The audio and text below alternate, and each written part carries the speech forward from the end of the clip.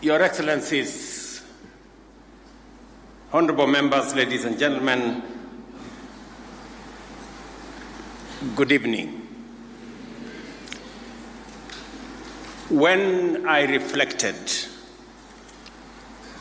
on our journey to a new constitution,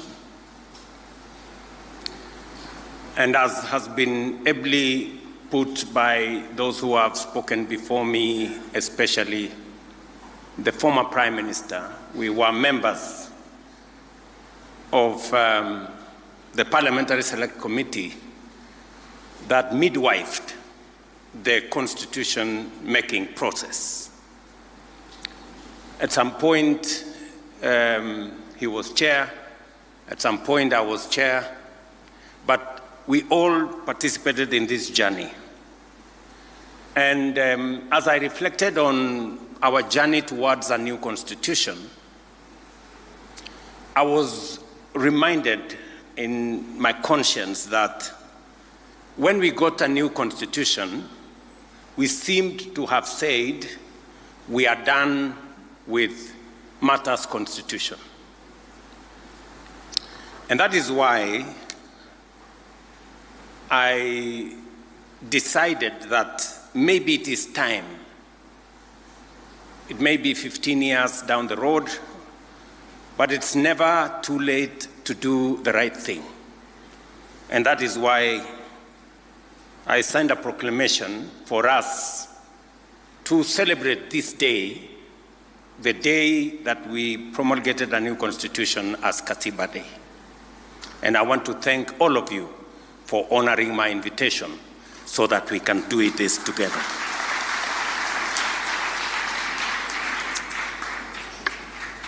As I reflected on how this should be done, I also was informed by the journey. What we discussed during the constitution-making process is that we had too many holidays. That was actually one of the problems we had, and that is why there was an attempt by the new constitution to consolidate national holidays, that there were too many. And so it was the reason why I also thought, in the spirit of this constitution, we should not make this a national holiday where there is no work. And partly why I thought maybe we should have this occasion in the afternoon so that people can work in the morning. It was my thinking. But maybe we can refine that as we go forward. But the Constitution of Kenya 2010 was born out of people's deepest desire for justice, inclusivity, and dignity. We longed for a country where power belongs to the people, where no Kenyan is left behind, and where rights and freedoms are guaranteed for all. Today, on the 15th anniversary of the enactment of the Constitution, we celebrate Katiba Day to honor the covenant and to renew our fidelity to its vision.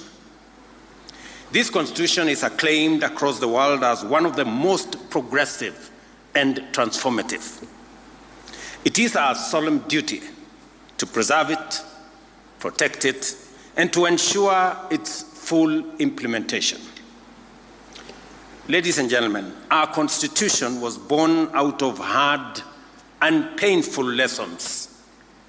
The tragic events, for example, of 2007-2008 remind us how far our nation could descend when institutions fail, when resources are hoarded by a few, and when divisions are cynically exploited. From that moment of crisis, we made a solemn resolve: never again. Never again would Kenya be brought to the brink of collapse by impunity and injustice. For we knew that we, as a people, deserved better, and our country demanded better. Katiba 2010 became our national testimony, our solemn vow to build a free, democratic, inclusive, and united Kenya.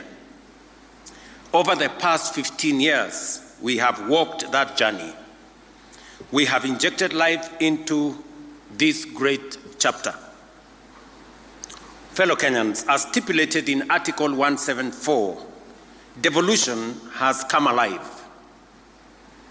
It has fostered equity by distributing resources fairly and addressing historical imbalances. Many have been mentioned.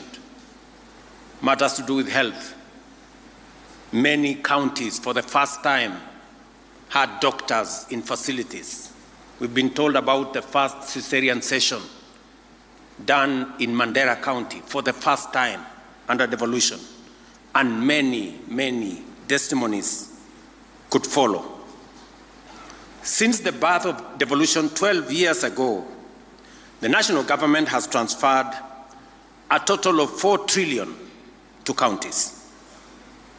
Today, every corner of Kenya has a functional county government, closer to the people than ever before. From my first day in office, I affirmed that devolution would not merely be a constitutional provision, but the crown jewel of our democratic governance. I pledged to accelerate the full transfer of all outstanding devolved functions as assigned in the 4th schedule of our Constitution, together with the requisite resources.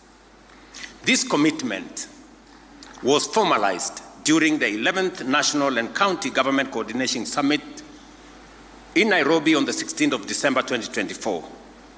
Today, all 14 devolved functions have been conclusively delineated, unbundled, and formally gazetted, eliminating long-standing ambiguities that hampered service delivery and fueled intergovernmental disputes. To further underscore this commitment, 2 weeks ago, I signed into law 2 landmark pieces of legislation: the County Public Finance Law Amendment Act of 2023 and the County Allocation of Revenue Act 2025. In line with Article 217 of the Constitution, these laws reinforce the principle of equitable revenue sharing among counties, guarantees fairness in the distribution of national resources, and empowers county assemblies to play their rightful role and clearly define the respective mandates of both national and county governments. Under my leadership, the national government is committed to support devolution by ensuring timely disbursement of funds and steadily increasing allocation to counties. Under the Division of Revenue Act 2025, we have allocated an unprecedented 415 billion to counties. As chairman of the Council of Governors, FCPA Ahmed Abdullahi has affirmed nearly 30 billion shillings more than last year's 387 billion. I know that my good friend Abdullahi has urged that we should enhance allocation to counties, and I have committed that we will continuously do that. But I also want to ask for the assistance of my county government leaders, the governors. The job of mobilizing resources is a very difficult job. As I mobilize resources nationally, I also want you to work with me and to assist me to mobilize resources at the county. Don't leave the business of mobilizing resources to me.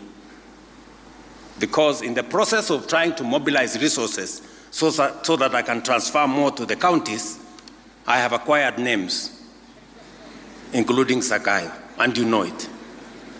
And I know no county governor wants to raise resources locally, although the law now exists for own source revenue.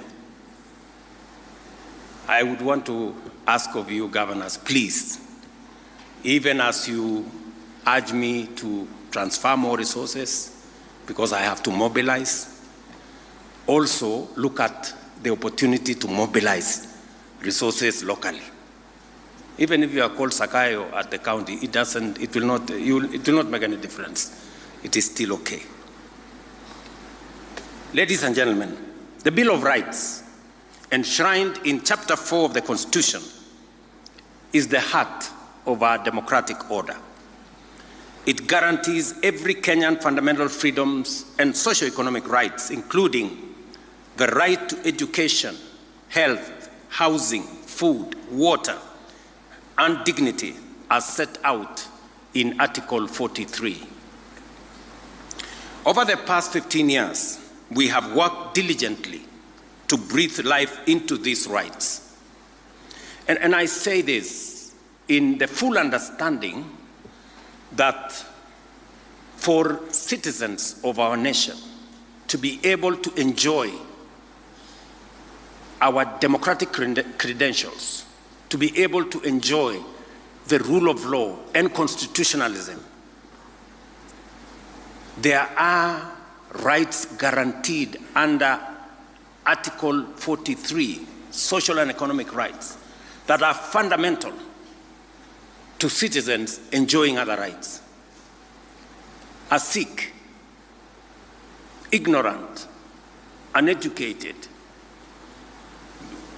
homeless, hungry citizen is very difficult to enjoy democracy, human rights, rule of law, because their status is undermined. And therefore, it becomes fundamentally important for us to make sure these social and economic rights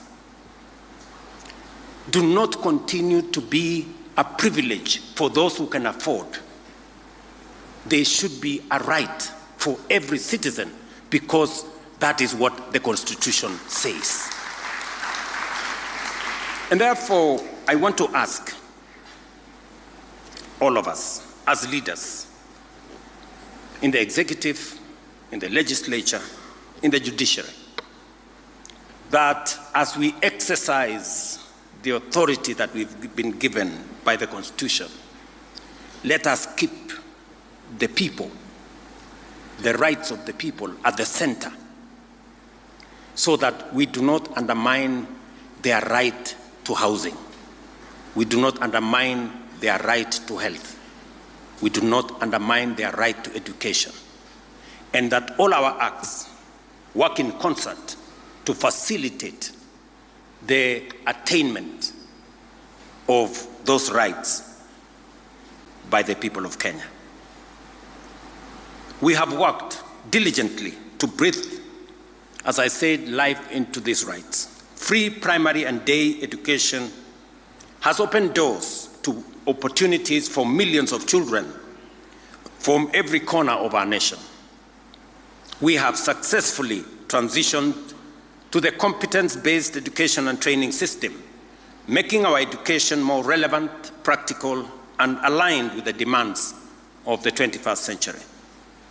Our student-centered funding model is expanding access for learners while securing the sustainability of our universities.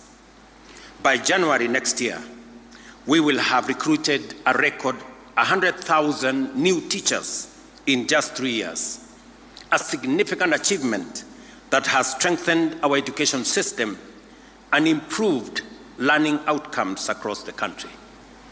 This is in addition to the construction of 23,000 classrooms that has been done in collaboration with our members of parliament using the NGCDF.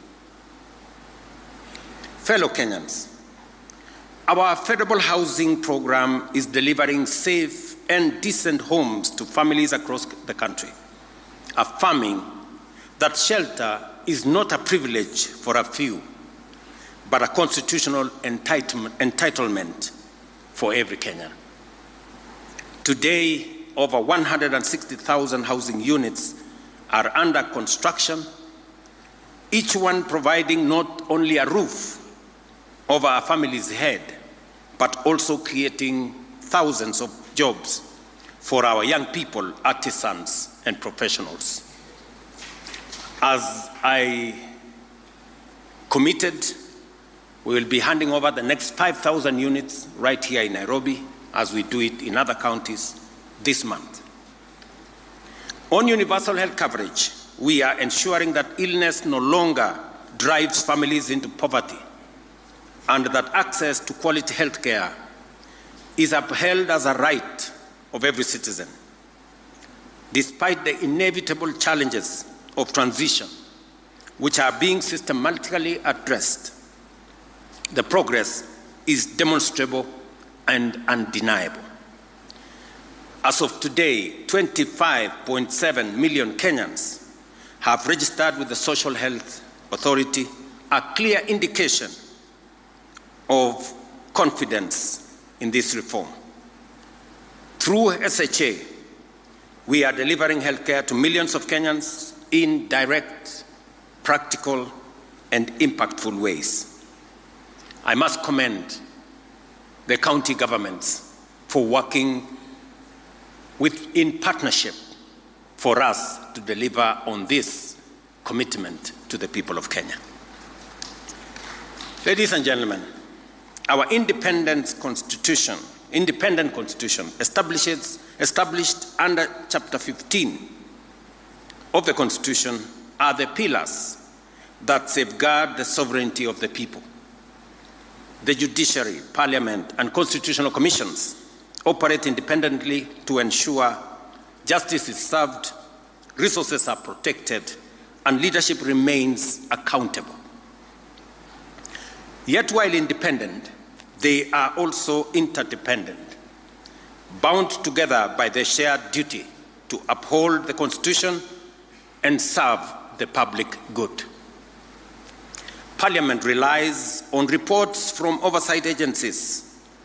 The judiciary requires laws passed by Parliament, and the executive depends on checks and guidance of all institutions to deliver effectively.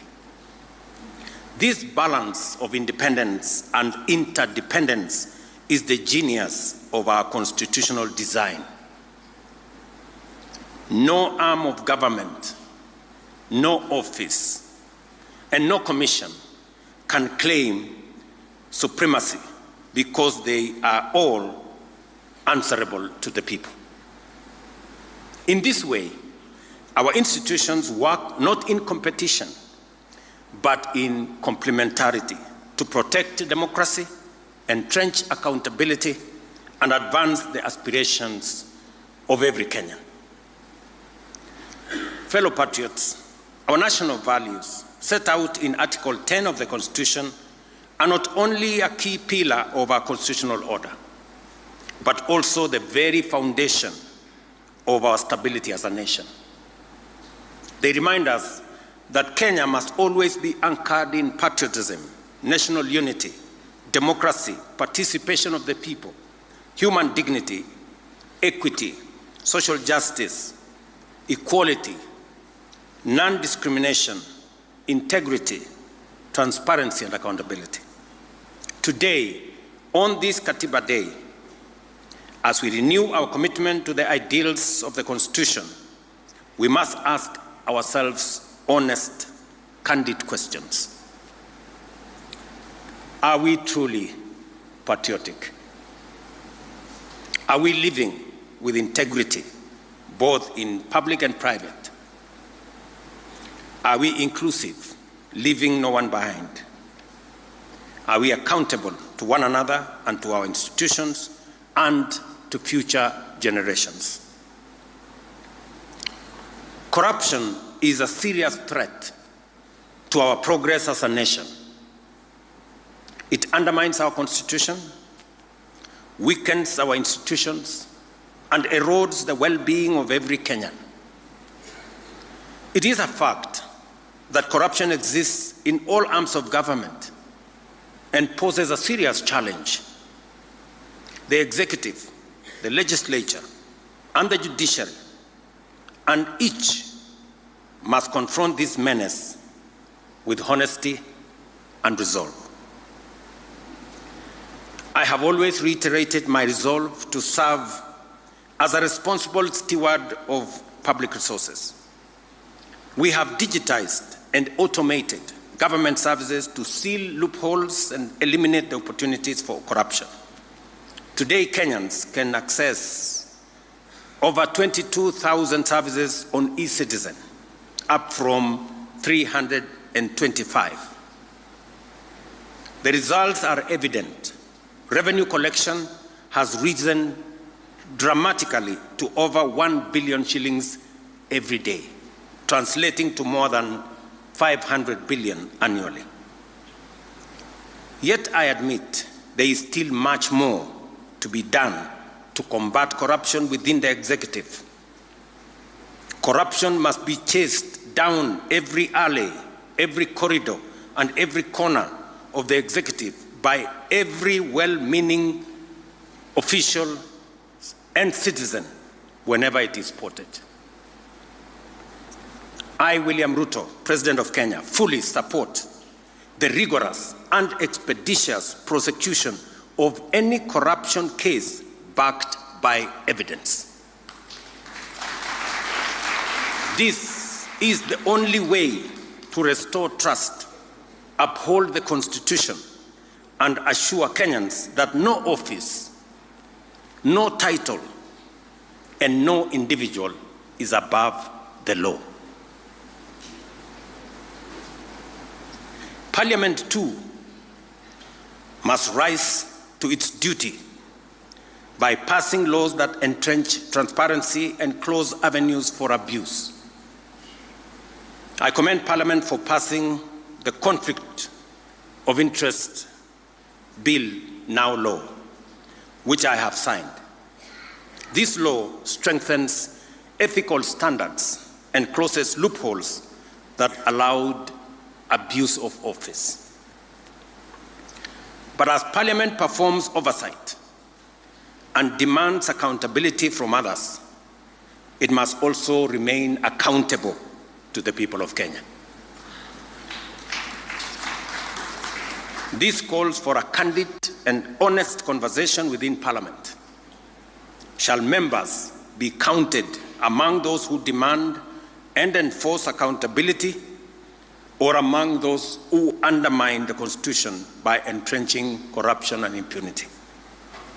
That's a question, Mr. Speaker, Parliament must ask itself. Ladies and gentlemen, the judiciary, entrusted under Article 159, must equally guarantee swift, impartial, and credible justice. Justice delayed, it is said, including in corruption cases, is not justice only deferred, but justice actually denied. The judiciary must confront corruption within its own ranks. I am aware of the vigorous and often unsettling conversation around terms like juri pesa. As painful as this may be, they cannot be ignored. If the institution mandated to dispense justice is perceived as corrupt, it not only erodes confidence, but undermines the very Constitution it is sworn to protect. The judiciary must rise to its highest calling to cleanse itself, uphold its independence with integrity, and prove itself the true temple of justice for all Kenyans. My administration, at the request of the judiciary, has provided resources for the hiring of additional judicial officers, especially judges. So far, in 3 years, we have appointed and have sworn in 47 judges. Another 50 are being recruited as we talk. That will make it 97 judges in 3 years. No other administration has provided such kind of human capital to support our judiciary. It's paid for by the people of Kenya, and it's right for us, as the people of Kenya, to demand expeditious justice to those who come before our courts. In summary, fellow citizens, our national values must not remain words on paper. They must be lived, practiced, and defended every day by every institution, by every leader, and by every citizen. As President, I solemnly reaffirm my oath to uphold, protect, and defend the Constitution of the Republic of Kenya. I call upon all arms of government, the executive, parliament, and the judiciary, as well as our independent institutions and every citizen of our republic, to faithfully discharge their responsibilities in fidelity to the Constitution. Knowing very well that all of us are citizens of this country, every right we enjoy comes with obligations. And those of us who have the privilege to exercise authority, we must know that authority comes with responsibility, and responsibility is accompanied by accountability. And therefore, we must act in the context of what the Constitution allows us to do. For it is not only through our shared commitment that we can secure justice, uphold democracy, guarantee the prosperity of our nation, and truly breathe life into our Constitution, but by doing it together, united as a nation. I am very happy that, though late, we have today started the journey to celebrate Katiba Day, so that we can use this day